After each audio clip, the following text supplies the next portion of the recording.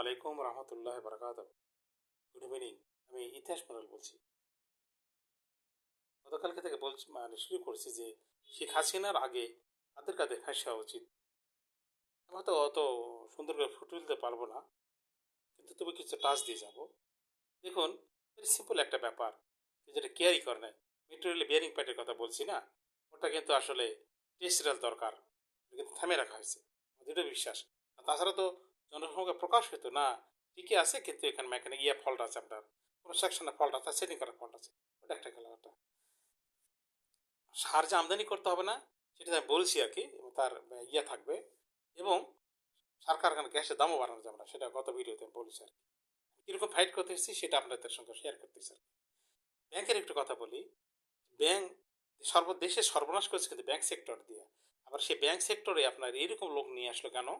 সালাউদ্দিন সাহেব, সালেহ আহমেদ আর কি। তিনি হলেন আপনার সেই আখের রস খেয়েছেন না, রাস্তায় যেটা বের হয় মেশিনে, সর্বশেষ একটা চালান দেওয়া হয় মেশিনের ভিতরে আখ, তখন কোনো সময় রস বের হয় না আর কি। এই জিনিসটা হলে সালেহ আহমেদ সাহেব, ওনাকে এত বড় বিঘ্নপ্ত একটা ঝঞ্ঝা ক্ষুব্ধ অবস্থায় অর্থনীতির, সেখানে ওনাকে নিয়োগ দেওয়া হয়েছে যাতে উনি শুধু সিগনেচার করতে পারে। তাই করেন দেখেন। আমার কিন্তু কথা বলা শুরু এলএনজি চালান নিয়ে গত বছরে সেপ্টেম্বরে 20 কার্গো একটা এলএনজি চালান ছিল, উনি এখানে সিগনেচার করেছেন, তখন থেকে কথা বলা শুরু করছে আর কি। এই জিনিসটা এখন একইভাবে আর কি, কোনো একটা সেক্টর হিসাব নিকাশ কিন্তু কাউন্টার চেকিং, অডিট কোনো কিছুই না, সমানে শুধু ওখানে উনি ওই পালে যাচ্ছে। ওনাদের ভালো জানার কথা, আমি তো পেপার পড়তেছি আর কি, আমি বলছি আমার যোগ্যতা বা কতটুকু, আমার সাধারণ ক্ষুদ্র জ্ঞান থেকে এই কথাগুলো শেয়ার করতেছি। যে আমাদের ব্যাংক 12-13টার উপর লাগে না কোনো অবস্থাতে না।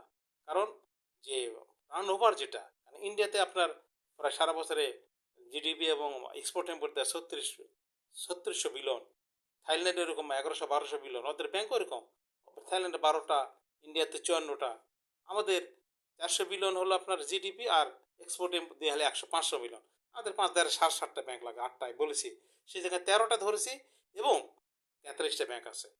জোর করে লাস্টে যে 13টা দিয়েছে সেটা এনাদের কি হিসাবে আসে না? এই 13টা রেখে অন্তত 30টা ব্যাংক বন্ধ করে দেওয়া যাবে। আমি তার বলছি তার অর্ধেক 15টা, এবং 1 বছর আগে এটা কিন্তু করা হয়নি। এটা একটা গুড প্ল্যান। এবং এর ভিতরে ইন্ধন কে যোগাইতেছে? কোয়ালিফাইড এরা সবাই, কোয়ালিফাইড ডেফিনেটলি আসাদুদ্দিন সাহেব আর এস আর মহন্ত সাহেব। কিন্তু ইনাদের মাধ্যমে কে করালো? টাকা ছাপাইছে কে?